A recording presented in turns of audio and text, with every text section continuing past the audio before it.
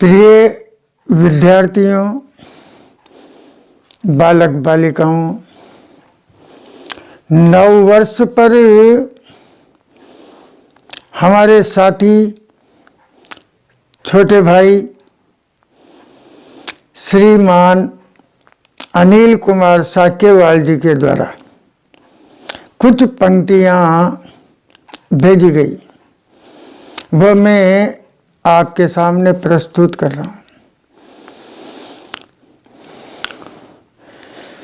बीते कल को भूल कर हमें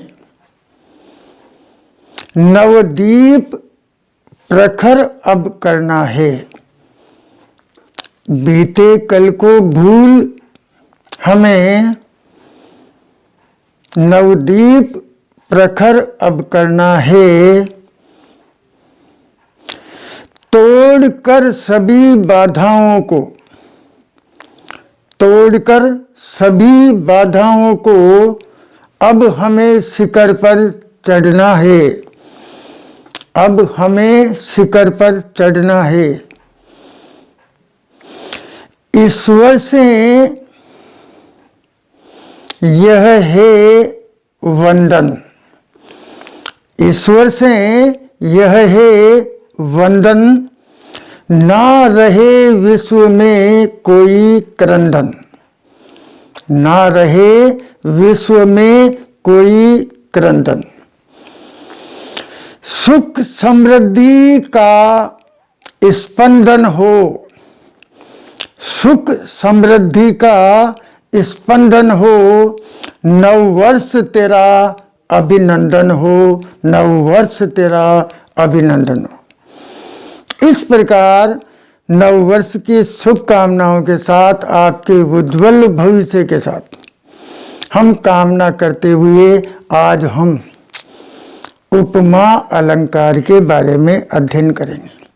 आइए और ध्यान से समझने का प्रयास करें।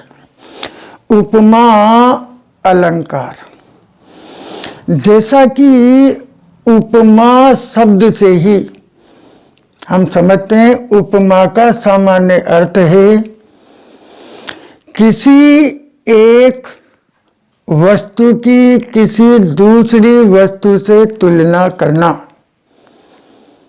ये उपमा का सामान्य अर्थ है। अतः जहां किसी प्रस्तुत वर्णित वस्तु की तुलना गुण, धर्म अथवा व्यापार क्रिया के आधार पर अप्रस्तुत वस्तु से की जाती है, वहाँ उपमा अलंकार होता है। दूसरे शब्दों में हम समझ सकते हैं कि अत्यंत सादृश्य के कारण, सादृश्य से तात्पर्य समानता के कारण, अत्यंत सादृश्य के कारण सर्वथा भिन्न होते हुए भी जहाँ रूप, रंग, गुण आदि, जहाँ रूप, रंग, गुण आदि किसी धर्म के कारण किसी वस्तु की समानता किसी दूसरी श्रेष्ठ या प्रसिद्ध वस्तु से दिखाई जाए तो वहाँ उपमा अलंकार होता है। उदाहरण से हम थोड़ा और समझ लें। देखिए, जैसे चंद्रमा सा कांतिमय मुख रूप दर्शन है तुम्हारा। यहाँ हम देखें कि यहाँ सुंदरी के मुख सौंदर्य के उत्कर्ष का वर्णन हुआ है।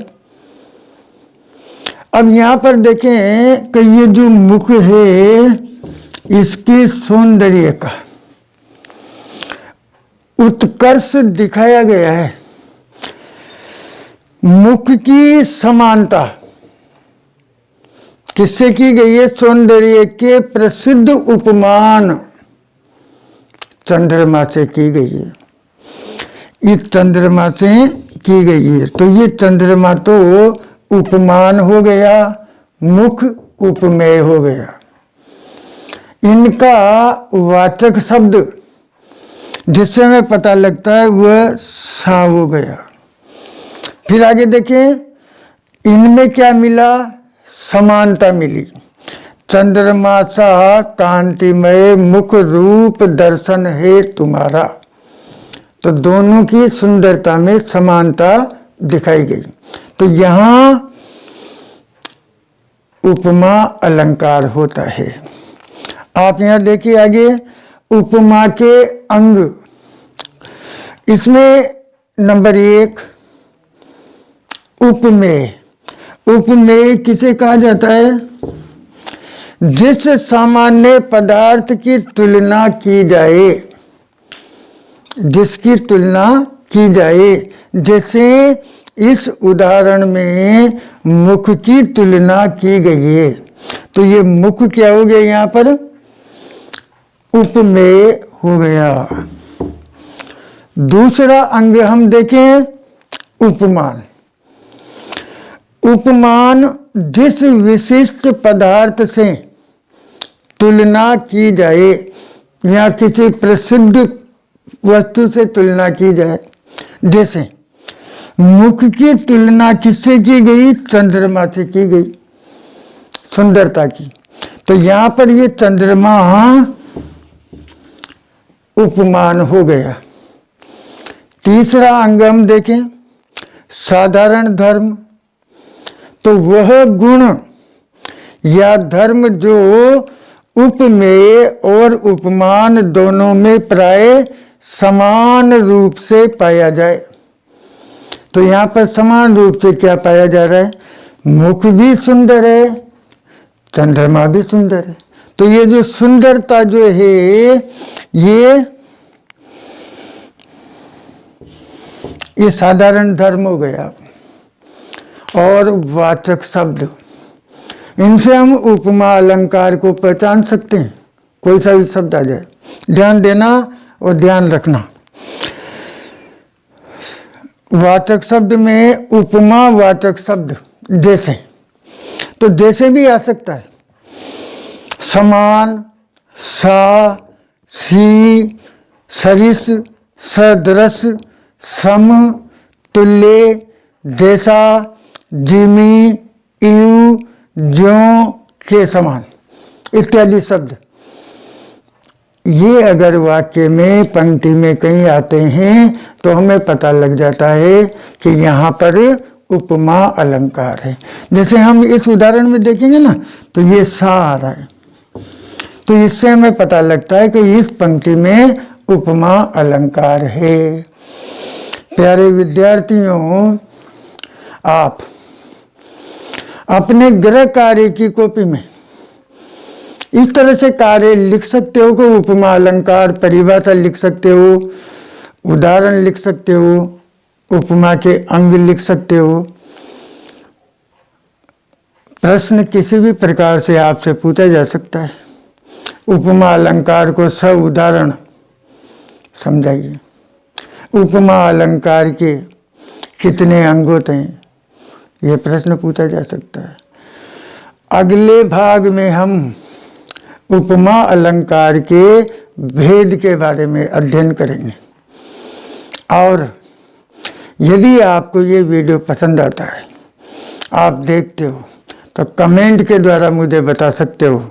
आपका एक कमेंट मुझे प्रेरित करेगा और वीडियो बनाने के लिए, अच्छे से बनाने के लिए, तैयारी करने के लिए। मैं भी तैयारी करता हूँ, आप भी तैयारी कीजिए और देखते रहिए, पढ़ते रहिए और मास्क पहनिए, सोशल डिस्टेंसिंग का पालन कीजिए, बार बार समय समय पर हाथ धोते रहें, सैनिटाइजर का उपयोग करें, प्रयोग करें। ये वीडियो देखने के लिए आप सभी का बहुत बहुत धन्यवाद।